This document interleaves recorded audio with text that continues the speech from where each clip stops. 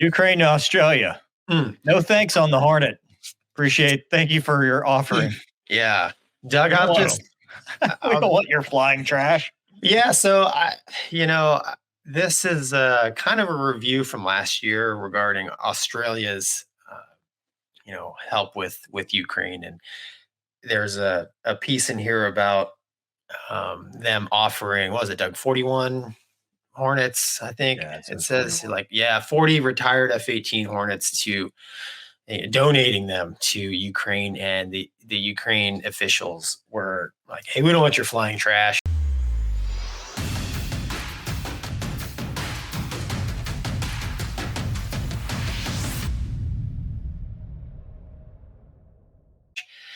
So,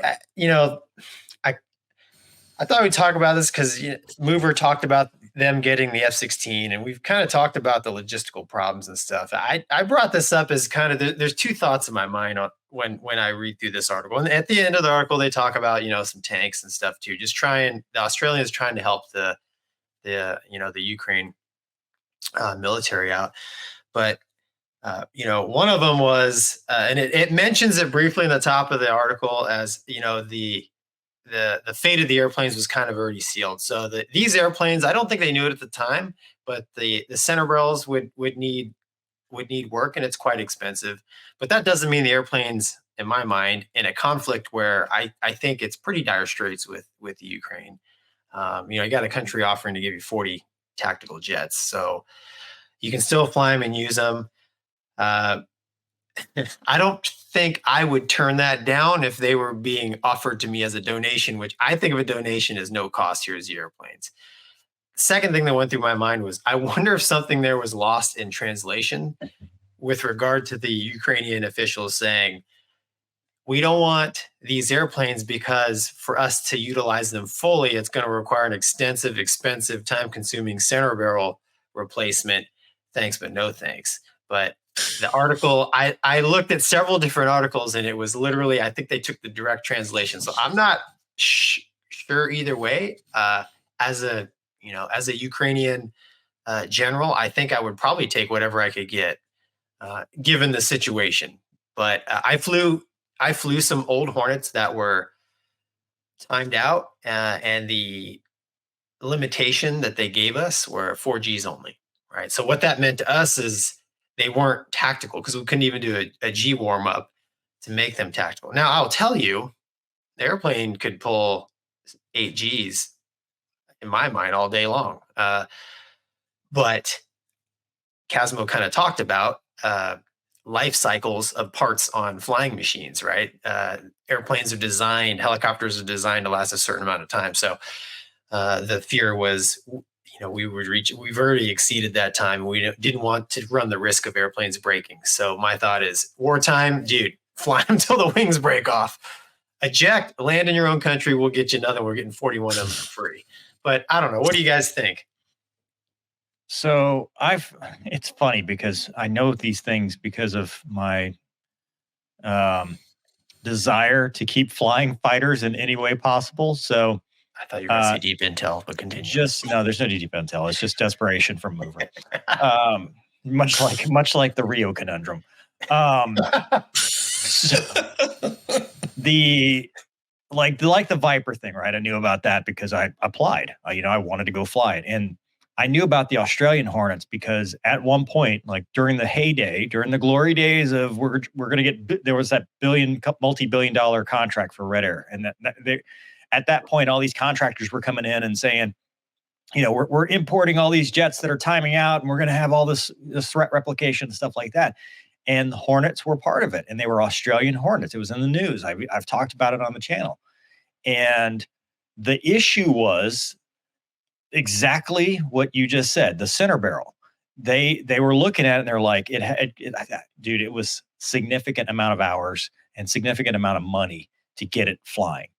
And I think when what you're talking about it being lost in translation is in a combat environment, if you're saying I've only got a 4G aircraft that can't carry heavy weapons and Jane can do all that stuff, it is junk because it's not useful to me.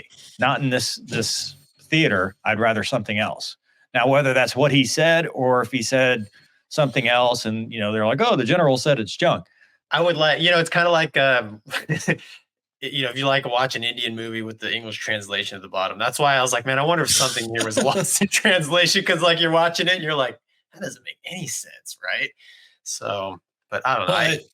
I would guess maybe it's the hidden cost, because it's like, yeah, thanks for the jets, but I don't have any way to sustain them, and so the long-term view of like, I would love to just be able to go fly these, but the reality is it's more than that, like we've talked about before. So I can't just take these and use them. There's more that I've got to now come out of pocket, and I've only got limited resources.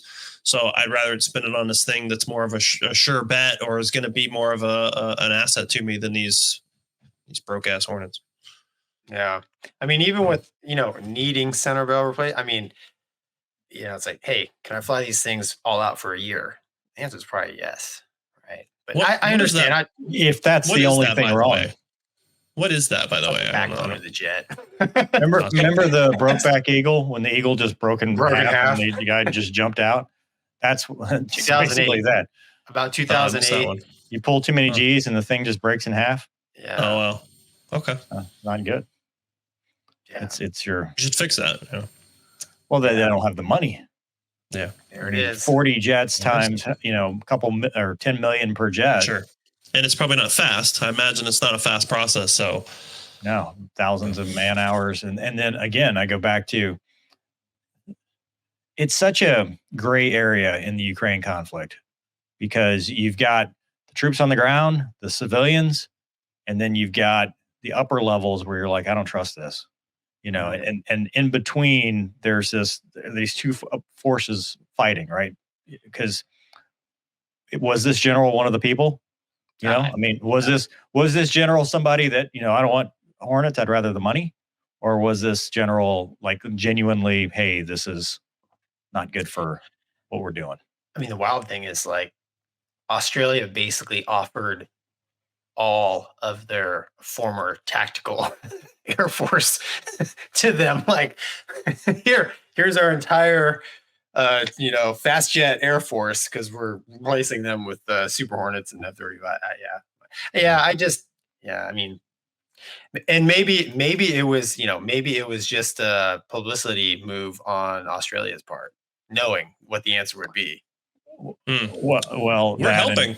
We're helping. Here, take our... Well, if the whole Red Air thing got turned off, and a lot of these other countries said, "No, we don't want them," I mean, helping Ukraine is important, but at least help them with something they can use. If everybody else is saying no, I'll take them. I don't need a center barrel. I'll take. I'll risk it. Dude, I will. I'll take all 41 of them. Yeah. Well, if you got 40, you break one or two, you're fine. I got parts for days.